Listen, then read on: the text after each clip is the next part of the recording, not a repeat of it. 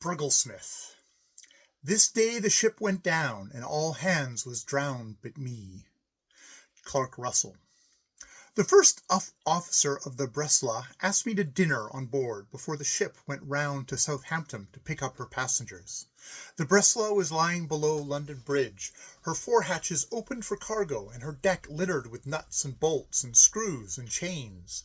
The black McPhee had been putting some finishing touches to his adored engines, and McPhee is the most tidy of chief engineers.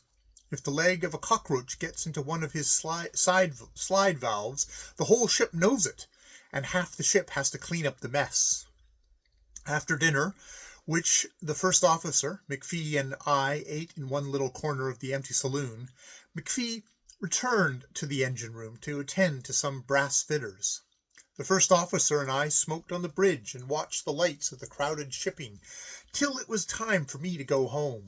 It seemed, in the pauses of our conversations, that I could catch an echo of fearful bellowings from the engine room, and the voice of McPhee singing of home and domestic affections. McPhee has a friend aboard tonight, a man who was a boiler-maker at Greenock when McPhee was apprentice, said the first officer. I didn't ask him to dine with us because... I hear, I answered. We talked on for a few minutes longer, and McPhee came up from the engine room with his friend on his arm. Let me present to ye this gentleman, said McPhee. He's a great admirer of your work, Kirks. He's just heard of them. McPhee could never pay a compliment prettily. The friend sat down suddenly on a bollard, and saying that McPhee had understated the truth. Personally, he, on the bollard, considered that Shakespeare was trembling in the balance solely on my account, and if the first officer wished to dispute this, he was prepared to fight the first officer then or later, as per invoice. Man, if ye only knew, he said, wagging his head, the times I've lain lonely in my bunk, reading Vanity Fair and a-sobbin', aye, weeping bitterly, at the pure fascination of it. He shed a few tears for guarantee of good faith, and the first officer laughed. McPhee resettled the man's hat that had tilted over one eye. That'll wear off in a little. It's just the smell of the engine room, said McPhee. I think I'll wear off myself, I whispered to the first officer. Is the dinghy ready? The dinghy was at the gangway, which was down, and the first officer went forward to find a man to row me to the bank. He returned with a very sleepy Lascar who knew the river. Are you going? Said the man on the bollard. Well, I'll just see you home. McPhee, help me down the gangway. It has been many ends of a cat-o'-nine-tail, and losh, how innumerable are the dinghies. You better let him come with you, said the first officer. Mamahan John, put the drunk sahib ashore first. Take the sober sahib to the next stairs. I had my foot in the bow of the dinghy. The tide was making upstream, when the man cannoned against me, pushing the Lascar back on the gangway, cast loose the painter, and the dinghy began to saw stern first alongside the Brgglsmth. We'll have no extraneous races here, said the man. I've known the Thames for 30 years. There was no time for argument. We were drifting under the Brgglsmth's stern, and I knew that her propeller was half out of water, in the middle of the inky tangle of buoys, low-lying hawsers, and moored ships, with the tide ripping through them. What shall I do? I shouted to the first officer. Find the police boat as soon as you can, and for God's sakes, get some way on the dinghy. Steer with the oar. The rudder's unshipped, and... I could hear no more. The dinghy slid away, bumped on a mooring buoy, swung around, and jigged off irresponsibly as I hunted for the oar. The man sat in the bow, his chin on his hand, smiling. Row, you ruffian, I said. Get her out into the middle of the river. It's a privilege to gaze on the face of a genius. Let me go on thinking. There was little Barnaby Dorrit, and the mystery of the bleak Druid. I sailed in a ship called the Druid once. Badly found was she was. It all comes back to me so sweet. It all comes back to me. Man, ye steer like a genius. We bumped round another mooring buoy and drifted on to the bows of a Norwegian timber ship. I could see the great square holes of either side of the cutwater. Then we dived into a string of barges and scraped through them by the paint on our planks. It was a consolation to think that the dinghy was being reduced in value at every bump, but the question before me was that she would begin to leak. The man looked ahead at the pitch darkness and whistled. Yon's a castle liner. Her ties are black. She's swirling across the stream. Keep her port light on her starboard bow and go large, he said. How can I keep anything anywhere? You're sitting on the oars. Row, man, if you don't want to drown. He took the sculls, saying sweetly, No harm comes to a drunken man. That's why I wished to come with you. Man, you're not fit to be alone on a boat. He flirted with the dinghy round the big ship, and for the next 10 minutes I positively enjoyed, an exhibition of first-class steering. We threaded in and out of the mercantile marine of Great Britain as a ferret threads a rabbit hole, and he that is to say, sang joyously to each ship till the men looked over bulwarks and cursed us. When we came to some moderately clear water, he gave the sculls to me and said, If you can row as ye write, I'll respect you for all your vices. Yon's London Bridge, take her through. We shot under the dark ringing arch, and came out the other side, going up swiftly with the tide, chanting songs of victory, except that I wished to get home before morning. I was growing reconciled to the jaunt. There was 1 or 2 stars visible, and by keeping into the centre of the stream, we could not come to any very serious danger. The man began to sing loudly, The smartest clipper that you could find, yo-ho, oh-ho, was the Margaret Evans of the Black X line 100 years ago. Incorporate that into your next book, which is marvelous. Here he stood up in the bows and declaimed, Ye towers of Julian, London lasting wrong, by mony a foul and midnight murder fed, sweet Thames, run softly till I end my song, and yon's the grave as little as my bed. I'm a poet myself, and I can feel for the others. Sit down, I said. You'll have the boat over. I am settin' like a hen. He plumped down heavily and added, shaking his forefinger at me, Learn prudent, cautious self-control is wisdom's root. How did a man of your parts come to be so drunk? Oh, it is sinful thing, and ye may thank God for all fours that I'm with you. What's yon boat? We have drifted far up the river, and a boat manned by 4 men, who rowed with a soothingly regular stroke, was overhauling us. It's the river police, I said, at the top of my voice. Oh, aye, if your sins do not find you out on dry land, it will find you out in the deep waters. It is like they'll give us a drink. Exceedingly likely. I'll hail them. I hailed. What are you doing? Was the answer from the boat. It's the Brgglsmth's dinghy broken loose, I began. It's a very drunken man broke loose, roared my companion, and I'm taking him home by water, for he cannot stand on dry land. Here he shouted my name 20 times running, and I could feel the blushes racing over my body 3 deep. You'll be locked up in 10 minutes, my friend, I said, and don't think you'll be bailed either. Husht, man, husht! They think I'm your uncle. He caught up a scull and began splashing the boat as it ranged alongside. You're a nice pair, said the sergeant at last. I am anything you please, so long as you take this fiend away. Tow us to the nearest station, and I'll make it worth your while, I said. Corruption, corruption, roared the man, throwing himself flat in the bottom of the boat. Like unto the worms that perish, so is man. And all for the sake of a filthy half-crown to be arrested by the river police and my time o' life. For pity's sake, row, I shouted. The man's drunk. They rowed us to a flat, a fire or police station. It was too dark to see which. I could see that they regarded me in no better light than the other man. I could not explain, for I was holding that far end of the painter and feeling cut off from all respectability.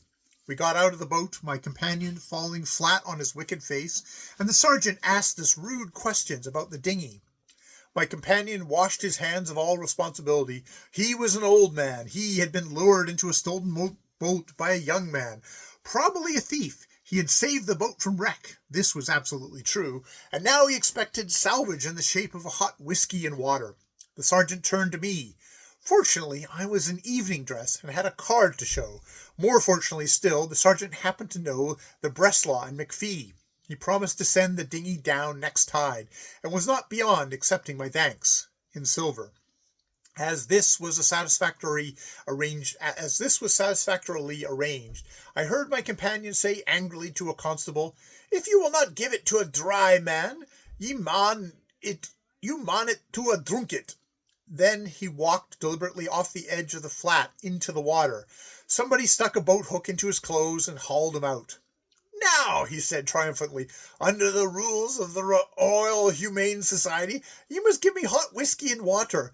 Do not put temptation before the laddie. He is my nephew, and a good boy in the main, though why he should masquerade as Mr. Thackeray on the high seas is beyond my comprehension.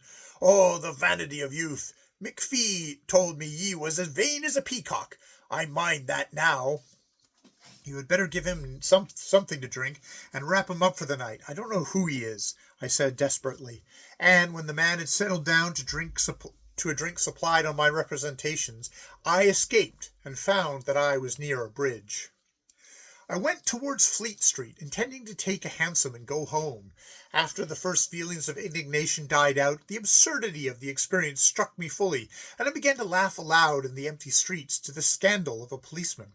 The more I reflected, the more heartily I laughed, till my mirth was quenched by the hand on my shoulder, and turning saw him who should have been in bed at the river police station. He was damp all over, his wet silk hat rode far back of his head, and round his shoulders hung a striped yellow blanket, evidently property of the state. "The cackling of thorns under a pot," he said solemnly. "Laddie, have you not thought of the sin of idle laughter? My heart misgave me you'd ever get home, and I've just come to convoy you to a peace. They're sore uneducated down there by the river. They wunna listen to me when I talked of your works, so I left 'em then. Cast the blanket about you, laddie. It's fine and cold." I groaned inwardly. Providence evidently intended that I should frolic through eternity with McPhee's infamous acquaintance. "Go away," I said. "Go home, or I'll give you in charge." He leaned against a lamp-post and laid his finger to his nose, his dishonourable carnelian neb. "I mind now that McPhee told ye were vainer than a peacock, and you casting me adrift in a boat shows ye were drunker than an owl. A good name is a savoury bake meat. I had nane." He smacked his lips joyously. "Well, I know that," I said. "Aye, but ye have. I mind now that McPhee spoke of your reputation that you were so proud of. Laddie, if ye give me in charge, I'm old enough to be your father. I'll ballast your reputation as far as my voice can carry, for I'll call you by name till the cows come hame. It's no jesting matter to be a friend to me. If you discard my friendship, ye must come to Vine Street with me for stealing the Brgglsmth dinghy." Then he sang at the top of his voice, in the morning, by the black van, we'll toodle up to Vine Street in the morning. Yon's my own compulsion, but I'm not vain. We'll go home together, laddie, we'll go home together. He sang Auld Lang Syne to show what he meant. The policeman suggested that we'd better move on, and we moved on to the law courts near St. Clement Danes. My companion was quieter now. His speech, which up till that time had been distinct, it was marvel to hear how in his condition he could talk dialect, began to slur and slide in slummock. He bade me observe the architecture of the law courts, and linked himself lovingly to my arm. Then he saw a policeman, and, before I could shake him off, whirled me up to the man, singing, "Every member of the force has a watch and a chain, of course," and threw his dripping blanket over the helmet of the law. In any other country in the world we should have run an exceedingly good chance of being shot, or dirked, or clubbed, and clubbing is worse than being shot. But I reflected that in that wet cloth tangle that this was England, where the England police are made to be banged and battered and bruised, that they may be better endure a police court reprimand next morning. We three fell into a festoon, he calling on me by name. That was the tingling horror of it, to sit on the policeman's head and cut the traces. I wriggled clear first and shouted to the policeman to kill the blanket man. Naturally, the policeman answered, "You're as bad as him." and chased me as the smaller man round St. Clement Danes into Holywell Street, where I ran into the arms of another policeman. That flight could not have lasted more than a minute and a half, but it seemed to me as long and as wearisome as the foot-bound flights of a nightmare. I had leisure to think of 1,000 things as I ran, but most I thought of the great and godlike man who had held a sitting in the north gallery of St. Clement Danes 100 years ago. I know that he, at least, would have felt for me. So occupied was I with these considerations that when the other policeman hugged me to his bosom and said, "What are you trying to do?" I answered with exquisite politeness, "Sir, let us take a walk down Fleet Street." "Bow Fleet Street'll do your business, I think," was the answer. And for a moment I thought so too, till it seemed I might scuffle out of it. Then there was a hideous scene, and it was complicated by my companion hurrying up with a blanket and telling me, always by name, that he would rescue me or perish in the attempt. "Knock him down," I plead. "Club his head open first, and I'll explain afterwards." The first policeman, the one who had been outraged, drew his truncheon out and cut my companion's head. The high silk hat crackled, and the owner dropped like a log. "Now you've done it," I said. "You've probably killed him." Holywell Street never goes to bed. A small crowd gathered on the spot, and some one of German extraction shrieked, "You have killed the man!" Another cried, "Take his bloomin' number. I saw him stook cruel and hard. Yah!" Now the street was empty when the trouble began, and, saving the two policemen and myself, no one had seen the blow. I said, therefore, in a loud and cheerful voice, "The man's a friend of mine. He's fallen down in a fit. Bobby, will you bring the ambulance?" Under my breath, I added, "It's 5 shillings apiece, and the man who didn't hit you." "No, but I'm 'im, and you tried to scrob me," said the policeman. This was not a thing to argue about. "Is Dempsey on duty at Charing Cross?" I said. "What do you know of Dempsey, you bloomin' garrotter?" said the policeman. "If Dempsey's there, he knows me. Get the ambulance quick, and I'll take him to Charing Cross." You're coming to Bow Street, you are," said the policeman crisply.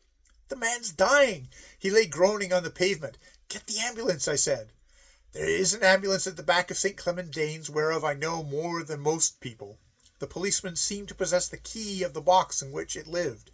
We trundled it out. It was 3-wheeled affair with a hood, and we bundled the body of the man upon it. A body in the ambulance looks extremely dead. The police softened at the sight of the stiff boot heels. "Now then," they said, "I fancy that they will still mean—" "Now then," they said, and I fancied that they still meant Bow Street. "Let me see Dempsey for 3 minutes if he's on duty," I answered. "Very good, he is." Then I knew that all would be well, but before we started I put my head under the ambulance hood to see if the man were alive. A guarded whisper came to my ear. "Laddie, you mayn't pay me for a new hat. They've broken it. Dinna desert me now, laddie. I'm over old to go to Bow Street in my grey hairs for a fault of yours. Laddie, dinna desert me." "You'll be lucky if you get off under 7 years," I said to the policeman. Moved by a very lively fear of having exceeded their duty, the two policemen left their beats, and the mournful procession wound down the empty Strand.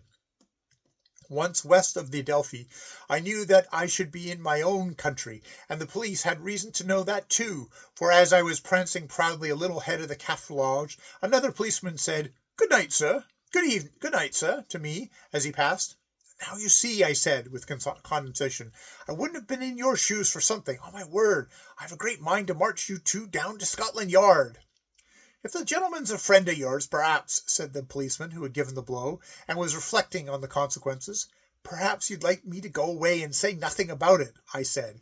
Then there hove into view the figure of Constable Dempsey, glittering in his oilskins, and an angel of light to me. I had known him for months. He was an esteemed friend of mine, and we used to talk together in the early mornings. The fool seeks to ingratiate himself with princes and ministers, and courts and cabinets leave him to perish miserably.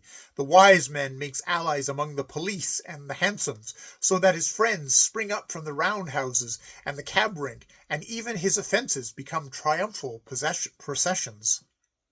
"Dempsey," I said, "I have the police I have the police been on strike again? They put some things on duty at St. Clement Danes that want to take me to Bow Street for garrotting. Lor, sir, said Dempsey indignantly. Tell them I'm not a garrotter, nor a thief. It's simply disgraceful that a gentleman can't walk down the Strand without being manhandled by these roughs. One of them has done his best to kill my friend here, and I'm taking the body home. Speak for me, Dempsey. There was no time for much represented policemen to say a word. Dempsey spoke to them in a language calculated to frighten. They tried to explain, but Dempsey launched into a glowing catalogue of my virtues, as noted by Gas in the early hours. And, he concluded vehemently, he writes for the papers too. How do you like to be written for in the papers? In verse too, which is a bit. You leave him alone. Him and me have been friends for months. What about the dead man? Said the policeman, who had not given the blow. I'll tell you, I said, relenting, and to the three policemen under the lights of Charing Cross Assembly, I recounted faithfully and at length the adventures of the night, beginning with the Brgglsmth and ending at St. Clement Danes. I described the sinful old ruffian in the ambulance in words that made him wriggle where he lay, and never since the Metropolitan Police was founded did three policemen laugh as those three laughed. The Strand echoed to it, and the unclean birds of the night stood and wondered. Oh, Lor, said Dempsey, wiping his eyes. I had given anything to see that old man running about with a wet blanket and all. Excuse me, sir, but you ought to get took up every night to make us happy. He dissolved into fresh guffaws.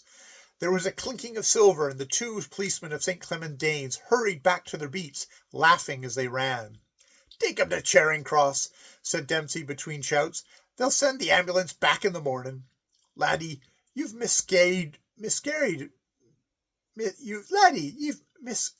me shameful names, but I'm over old to go to a hospital. Dinna desert me, laddie. Tak me home to my wife, said the voice in the ambulance. He's none so bad. His wife comb his hair for him, proper, said Dempsey, who was a married man. Where do you live? I demanded. Brgglsmth, was the answer. What's that? I said to Dempsey, more skilled than I was in portmanteau words. Brook Green, Hammersmith, Dempsey translated promptly. Of course, I said, that's just the sort of place he would choose to live in. I only wonder that it was not Kew. Are you going to wheel him home, sir? Said Dempsey. I'll wheel him home if he lived in paradise. He's not going to get out of that ambulance while I'm here. He'll drag me into a murder for tuppence. Then strap him up and make sure, said Dempsey, and he deftly buckled two straps that hung by the side of the ambulance over the man's body. Brgglsmth, I know not his other name, was sleeping deeply. He even smiled in his sleep. That's all right, said Dempsey, and I moved off, wheeling my devil's perambulator before me. Trafalgar Square was empty except for the few that slept in the open. One of those wretches ranged alongside and begged for money, asserting that he had been a gentleman once. So have I said. That was long ago. I'll give you a shilling if you'll help me push this thing. Is it a murder? Said the vagabond, shrinking back. I'm not going to that yet. No, it's going to be one, I answered. I have.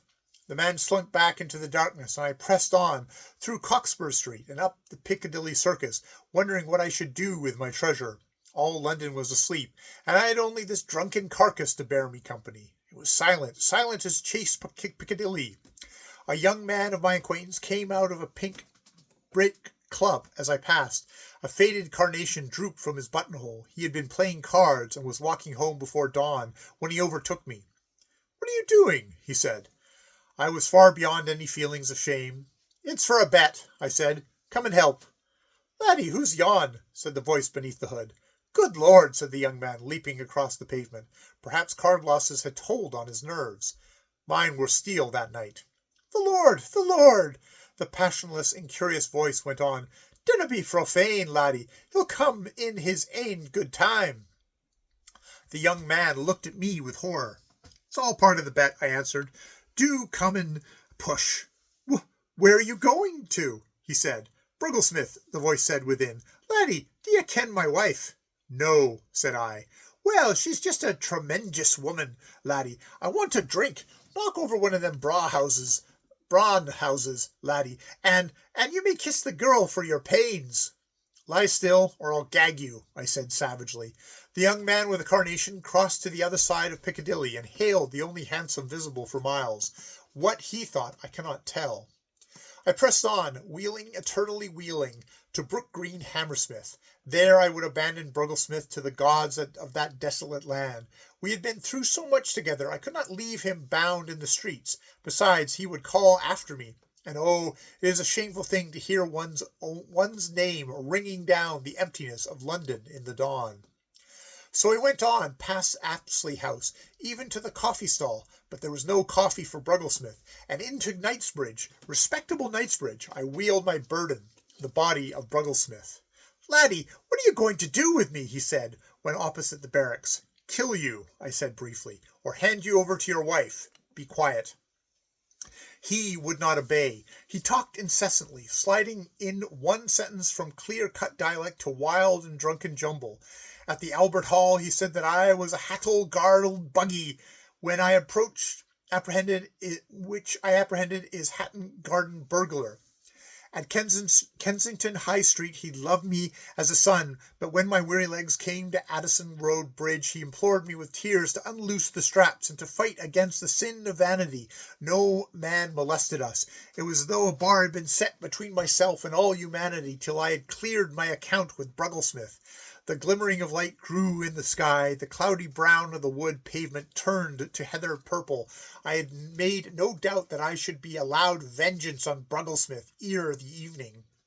At Hammersmith the heavens were steel grey, and the day came weeping. All the tides of the sadness of an unprofitable dawning poured into the soul of Brgglsmth. He wept bitterly because the puddles looked cold and houseless. I entered a half-waked public-house, in evening dress and an ulster, and marched to the bar, and got him whisky on condition he should cease kicking at the canvas of the ambulance. Then he wept more bitterly, for he had been ever associated with me, and so seduced into stealing the Breslau's dinghy.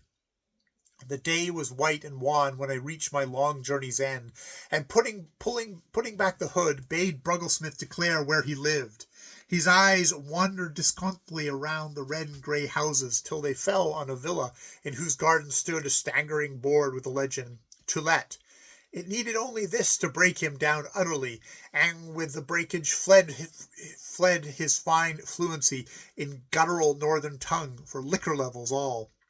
"Oily little while," he sobbed, "oily little while. Home, family, bless the families. Wife too, you don't know my wife. Left them all a little while ago. Now everything's sold, all sold. Wife, family, all sold. Leg me, get up." I unbuckled the straps cautiously. Brgglsmth rolled off his resting place and staggered to the house.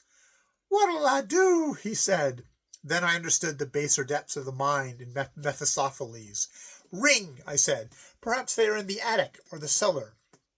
"You do not know my wife. She sleeps on sofa in the Dorling room, waiting Meccull home.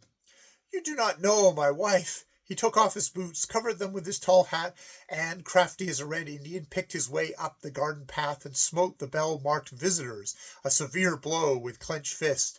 "Bell sold too. Sold electric bell. Was her bell this? I cannot wriggle a bell," he moaned despairingly. "You pull it hard," I repeated, keeping a wary eye down the road. Vengeance was coming, and I desired no witnesses. "Yes, I'll pull it hard." He slapped his forehead with inspiration. "I'll pull it out." Leaning back, he gripped the knob with both hands and pulled. A wild ringing in the kitchen was his answer. Spitting on his hands, he pulled with renewed strength and shouted for his wife. Then he bent his ear to the knob, shook his head, drew out an enormous yellow and red handkerchief, tied it around the knob, turned his back to the door, and pulled it over his shoulder. Either the handkerchief or the wire, it seemed to me, was bound to give way. But I had forgotten the bell. Something cracked in the kitchen, and Brgglsmth moved slowly down the doorstep, pulling valiantly. 3 feet of wire followed him. "Pull! Oh, pull!" I cried. "It's coming now." "Quiet!" he said. "I'll wriggle the bell." He bowed forward, and the wire creaking and strained behind him, the bell knob clasped to his bosom, and from the noises within I fancied the bell was taking away with it half the woodwork of the kitchen and all the basement banisters.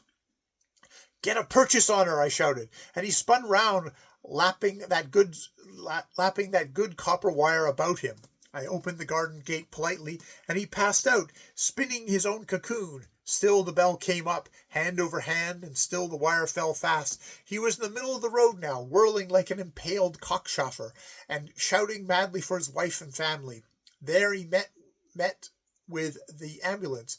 The bell within the house gave one last peal, and bounded from the far end of the hall to the inner side of the hall door, where it stayed fast. So did not my friend Brgglsmth. He fell upon his face, embracing the ambulance as he did so, and so the two turned over together in the toils of the never sufficiently to be advertised copper wire.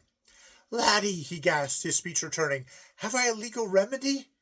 "I will go and look for one," I said, and, departing, found 2 policemen. These I told that daylight had surprised a burglar in Brook Green while he was engaged in stealing lead from an empty house. Perhaps they had better take care of that bootless thief. He seemed to be in difficulties. I led the way to the spot, and behold, in the splendor of the dawning, the ambulance, wheels uppermost, was walking down the muddy road on 2 stocking feet, was shuffling to and fro in a quarter of a circle whose radius was copper wire, and whose center was the bell plate of the empty house. Next to the amazing ingenuity with which Brgglsmth had contrived to lash himself under the ambulance, the thing that appeared to impress the constables most was the fact of the St. Clement's Danes ambulance being at Brook Green, Hammersmith. They even asked me, of all people in the world, whether I knew anything about it. They extricated him, not without pain and dirt. He explained that he was repelling bordering attacks by the Hattel Gardel Buggle, who had sold his house, wife, and family. As to the bell wire, he offered no explanation, and was borne off shoulder-high between 2 policemen. Though his feet were not within 6 inches of the ground, they paddled swiftly, and I saw that in his magnificent mind he was running, furiously running. Sometimes I have wondered whether he wished to find me. End of Brgglsmth.